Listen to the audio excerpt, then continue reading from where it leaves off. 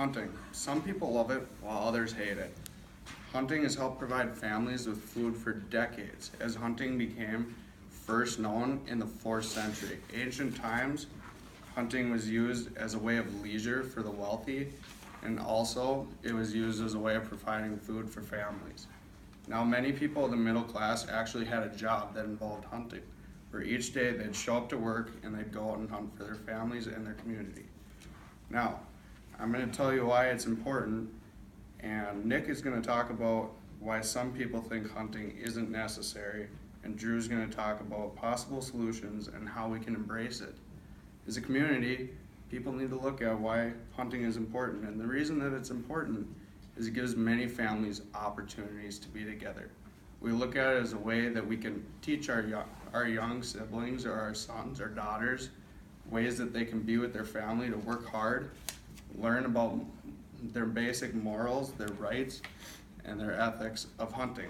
Why? Because it's important, because we need to see that these are ways that we can develop as a person and grow to become what we need to be and live as a good person in society.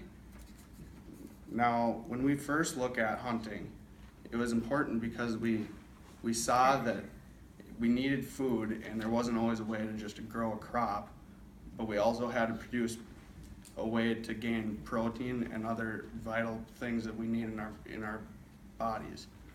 Now, the importance also is when we looked at why it gave families opportunities, we saw it as a way to come together and grow up. And now I'm going to pass it on to Nick to talk about why it's important. Thank you, Jake.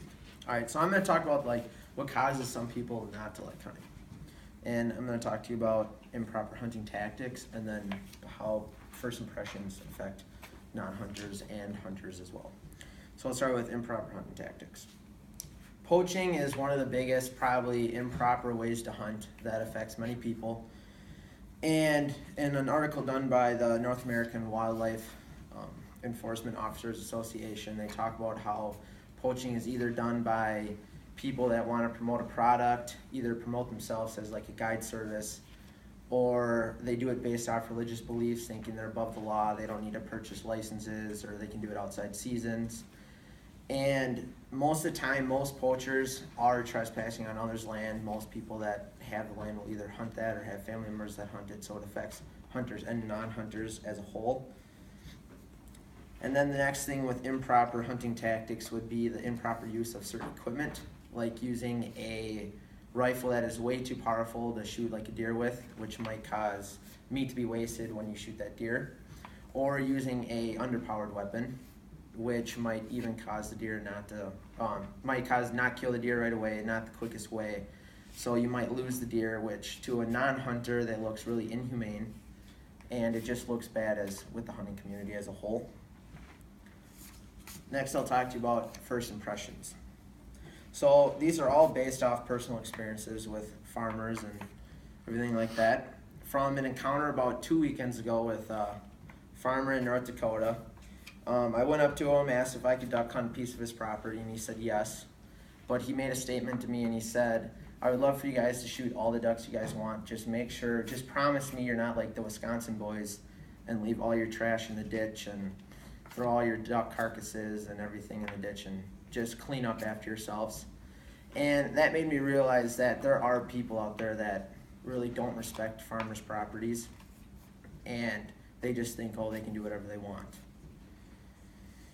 And from another personal experience, about 2 years ago, when I was at the farm, I was helping my uncle harvest, and some beat-up car comes storming into our cornfield, and he gets out, and he's wearing a beat-up sweatshirt, torn jeans, torn shoes. Guy had no sense of manners, and he asked my uncle if he could goose hunt one of our cornfields. And my uncle just pleasantly just declined him, said no, only family hunts our land and everything like that. And once the guy left, he storms out of the field. Guy was obviously mad at us. And I asked my uncle, I said, well, why didn't you let the guy hunt? Because I knew his excuse was wrong and everything like that. And he said, well, did you see the way the guy came into our field? He didn't take care of his car, didn't take care of like the way his appearance coming to talk to us, and he had no sense of manners. And he said, well, what makes you think that he's going to take care of the land and pick up after himself? And he's like, because I know I was going to have to send you out there the next morning to pick up all this crap, and it's not fair to you, and it's not fair to everyone else. And so that just made me realize that first impression is key for hunters and non-hunters, because you're not just representing yourself as a hunter, you're representing everyone else. So now I'm going to pass it on to Jake, and he'll talk about some solutions. Or Drew, my bad. I'll pass it off to Drew, and he'll talk about some solutions here. Thanks, Nick. So some solutions that I found out personally and also did some research on to help people who may not have personal experience like I did. The first one is just immerse yourself in the culture. One thing that like my Spanish teacher in high school always said, it's easier to learn a language when you're at a place that uses the language versus just learning it in the classroom. That's kind of the same way with hunting. And one way you can do that is just ask a friend. I interviewed one of the guys that got me into hunting this past year, who's also my roommate, named Bryce. He said, I will never tell anyone no to join hunting as long as they can pay for gas. So that just shows like most of them are nice and most of them want you to like experience it and see what they enjoy. And I also know plenty of people back home that hunt that, you know, maybe I wouldn't have asked them before, but now if I go home and they're going hunting, I might say, hey, can I tag along or whatever else. There's also a place called Hunt Clubs. I live about 25-30 minutes away from one of the biggest in Minnesota called the Minnesota Horse and Hunt Club. It's a 600-acre property where you can go trap shooting, skeet shooting, and just shoot sporting clays. They also have lessons there to help teach you if you've never done it before.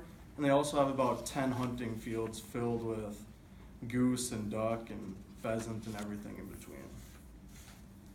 The next thing I'm going to talk about for a solution is, yes, you'll hear more about the anti-hunters and people that don't like hunting, but just make sure you familiar yourself with people that do hunt. One way to do that is talk to maybe friends that are hunters or people you know that are hunt. Another one of my roommates that got me into it, his name's Dylan.